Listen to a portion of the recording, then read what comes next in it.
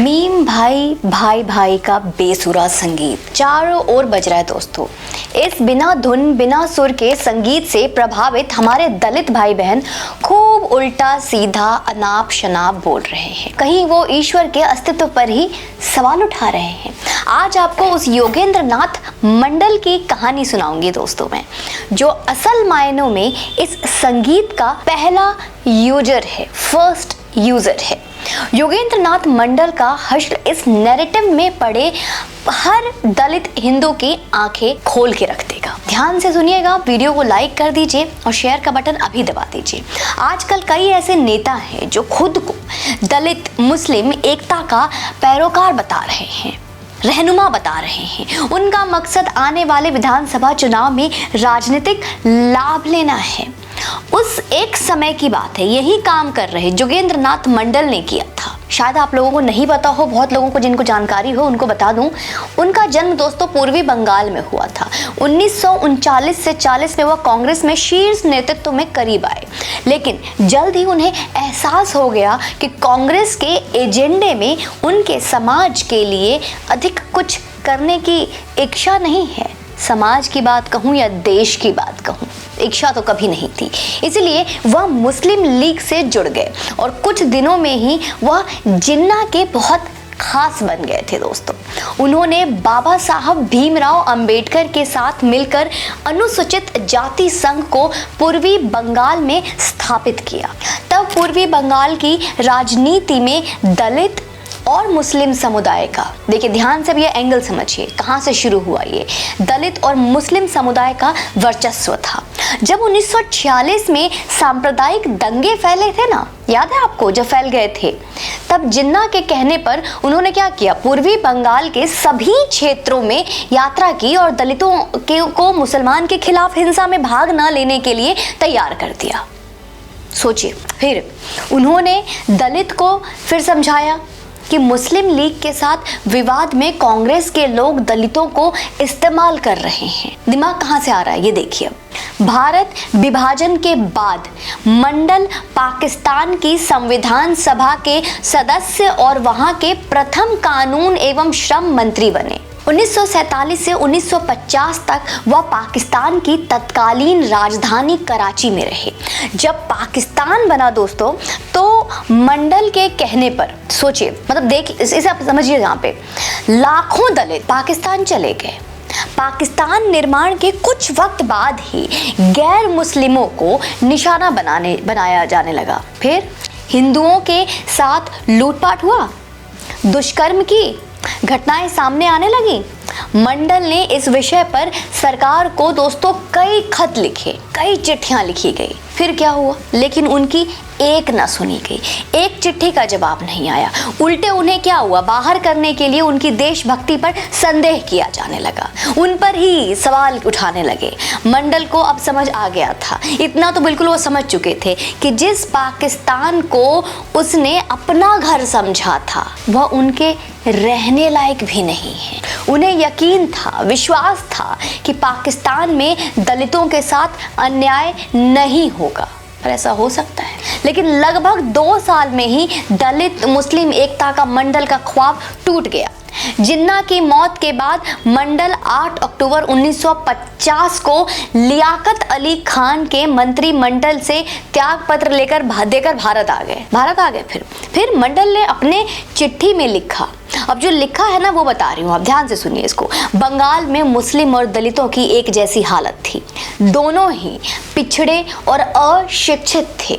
मुझे आश्वस्त किया गया था कि मुस्लिम लीग के साथ मेरे सहयोग से ऐसे कदम उठाए जाएंगे जिससे बंगाल की बड़ी आबादी का भला होगा और हम सब मिलकर ऐसी आधारशिला रखेंगे जिससे सांप्रदायिक शांति और सद्भाव बढ़ेगा। इन्हीं कारणों से दोस्तों मैंने मुस्लिम लीग का साथ दिया। 1946 में पाकिस्तान के निर्माण के लिए मुस्लिम लीग ने डायरेक्ट एक्शन डे मनाया था। इसके बाद बंगाल में भीषण दंगे हुए। कलकत्ता के नोआखली नरसंहार में हजारों हिंदुओं की हत्या हुई थी। सैकड़ों ने इस्लाम कबूल कर लिया। इसके बाद मैंने दंगा प्रभावित इलाकों का दौरा किया, जो बहुत जटिल कार्य था। मैंने हिंदुओं के भयावह दुख देखे, दर्दनाक दुख देखे। फिर भी मैंने मुस्लिम लीग के साथ सहयोग की नीति को जारी रखा। मंडल ने अपने चिट्ठी में डायरेक्ट एक्शन डे की कई घटनाओं का जिक्र किया है दोस्तों। डायरेक्ट एक्शन डे, ये शायद आप लोगों ने कभी इतिहास के पन्नों में पढ़ा हो। उन्होंने क्या लिखा? उन्होंने लिखा कि गोपालगंज के पास दिघर कुल में एक झूठी शिकायत पर स्थानीय नाम शूद्र, जिसको कि दलित भी कहते हैं, दलित परिवार के साथ क्रूरता की गई। पुलिस के साथ मिलकर स्थानीय मुसलमानों ने नाम शूद्र दलित समाज के लोगों को मारा, पीटा और घरों को लूटा, बहन बेटियों को बेआबरू किया। निर्दोष हिंदुओं, विशेष रूप से पिछड़े समुदाय के लोगों पर सेना और पुलिस ने हिंसा को बढ़ावा दिया। हकीकत है दोस्तों। मुझे इस मामले में रिपोर्ट के लिए आश्वस्त किया गया, ये भी उन्होंने अपने चिट्ठी में लिखा, लेकिन रिपोर्ट नहीं आई, कहीं से कोई जवाब नहीं आया। खुलना जिले के कलशौरा में सशस्त्र पुलिस, सेना और स्थानीय लोगों ने निर्ममता से, बुरे तरीके से हिंदुओं के पूरे गांव पर हमला किया। मैंने 28 फरवरी 1950 को कलशौरा और आसपास के जो भी जगह थे, आसपास के एरिया में दौरा किया। वह स्थान खंडहर में बदल चुका है। लगभग 350 घरों को ध्वस्त कर दिया गया था, 350 हिंदू घरों। मैंने तथ्यों के साथ सूचना दी, लेकिन कुछ भी नहीं हुआ, कोई भी जवाब नहीं मिला। ढाका में 9 दिनों के प्रवास के दौरान मैंने दंगा प्रभावित इलाकों का लगातार मुआयना किया, लगातार दौरा किया, इधर उधर हर जगह पे गया। नारायणगंज और चटगांव के बीच रेल पटरियों पर निर्दोष हिंदुओं की हत्याओं ने मुझे अंदर से झकझोर दिया। रेलवे पटरियों पे दोस्तों, मैंने पूर्वी बंगाल के मुख्यमंत्री से मुलाकात कर दंगा रोकने का आग्रह किया। 20 फरवरी 1950 को मैं बारिसाल पहुंचा।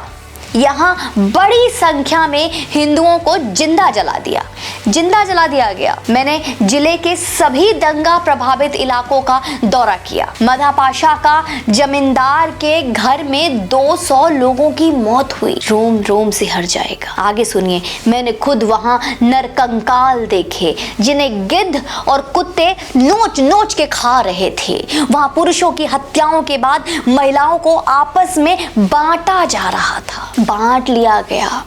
पूर्वी बंगाल के दंगे में 10,000 से अधिक हिंदुओं की नरसंहार हुई, हत्याएं हुई। मंडल ने अपने इस्तीफे में दोस्तों ये भी लिखा कि विभाजन के बाद पश्चिमी बंगाल में करीब 1 लाख पिछड़ी जाति के लोग थे, 1 लाख हिंदू। उनमें से बड़ी संख्या को जबरन इस्लाम में मनतांत्रित किया गया, जबरदस्ती। इसी तरह सिंध में रहने वाली पिछड़ी जाति की बड़ी संख्या को जबरदस्ती धर्मांतरण, मनतांतरण करवा के उन्हें मुसलमान बनाया गया। इनका कारण सिर्फ एक ही है, हिंदू धर्म को मानने के अलावा इनकी कोई गलती नहीं है। इनका अपराध बस ये है कि ये हिंदू सनातन धर्म को मानते हैं। आखिरकार लियाकत सरकार से इस्तीफे के बाद हताश निराश मंडल भारत आ गए। कुछ वर्ष गुमनामी में बिताने के बाद दोस्तों 5 अक्टूबर 1968 को उन्होंने अपने जीवन की अंतिम सांस ली। जिस व्यक्ति को बाबा साहेब के सहयोगी बनने का सौभाग्य प्राप्त हुआ, विचार कीजिए कि उसका जीवन ऐसा गुजरा। यह कहानी खुद ही सब कुछ कह देती है। बस आप एक कल्पना करके देखिए दोस्तों कि इस रिश्ते का भविष्य क्या है। बाघ बकरी की दोस्ती है, झूठे शांति दूत और सच में जो शांति प्रिय दलित भाई है, उनकी सिर्फ बाघ और बकरी की दोस्ती नहीं है। आप भाईचारा कर रहे हैं, लेकिन चारा बना के भाई कब कचड़ दे इसका कोई अंदाजा नहीं है। कल्पना कीजिए। आप समझदार हैं, स्वयं विचार कीजिए। कमेंट बॉक्स में अपनी राय, सहमति, सुझाव, अपना ओपिनियन, अपना लेकिन, किंतु, परंतु, बट, व्हाटएवर, इफ, इंडीड सब मेंशन कर दीजिए। और मुझे पर्सनल मैसेज करने के लिए आप मुझे DM भी कर सकते हैं। अपना प्यार भरपूर यूं ही देते रहें, चैनल पे यूं ही बने रहें। जय हिंद, वंदे मातरम।